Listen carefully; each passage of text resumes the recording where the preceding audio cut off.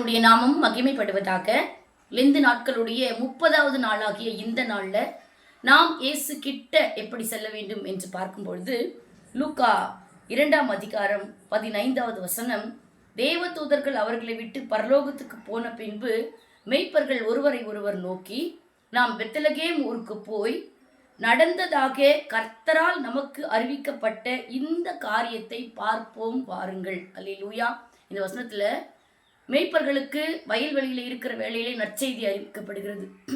தேவதூதர்களால் மெய்ப்பர்களுக்கு நற்செய்தி அறிவிக்கப்படும் பொழுது அந்த நற்செய்தியை கேட்டு மகிழ்ந்து விட்டு அப்படியே அவர்கள் இருந்து விடாமல் அவர்கள் அடுத்ததாக செய்கிற ஒரு காரியம் என்னவென்றால், கர்த்தரால் நமக்கு அறிவிக்கப்பட்டதை நாம் போய் பார்ப்போம் வாருங்கள் என்று சொன்னார்கள். இந்த நாளில் கூட அந்த மேய்ப்பர்கள் பார்த்தால் வயல்வெளியிலே அவர்கள் தனித்திருக்கிறார்கள், ஆடுகளோடு கூட அவர்கள் இருக்கிறார்கள். அந்த இடத்திற்கு அவர்களுக்கு என்று ஒரு வார்த்தை போகும் பொழுது வார்த்தையை மாத்திரம் வாங்கி கொண்டு இருந்து விடாமல் அந்த வார்த்தையை பார்ப்போம் என்று அவர்கள் கடந்து செல்லும் பொழுதுதான் அந்த மேய்ப்பர்கள் இந்த வேதத்திலே ஒரு மிகப்பெரிய இடத்தை பிடித்தவர்களாய் காணப்படுகிறார்கள். இந்த நாளில் கூட அநேக வார்த்தைகளை, அநேக நற்செய்திகளை நாம் எங்கே இருக்கிறோமோ அந்த இடத்திற்கு கர்த்தர் அனுப்புகிறார்.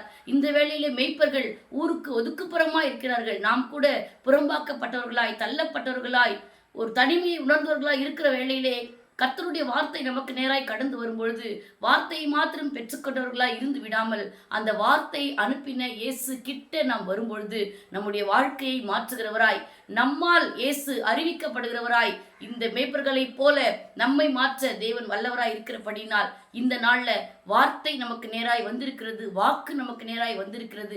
அதை பெற்றுக்கொண்டு அதை கொடுத்த இயேசு கிட்ட போக நம்மை ஒப்பு கொடுத்து தீவிரமாய் புறப்பட்டு செல்ல நாம் இந்த நாள்ல ஆயத்தப்படுவோம்.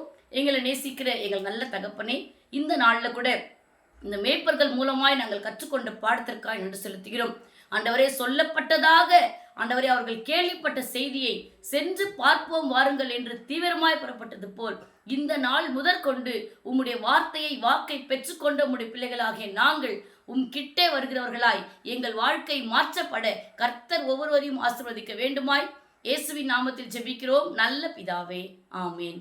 கர்த்தர் தாமே உங்களை ஆசீர்வதிப்பாராக. ஆமேன்.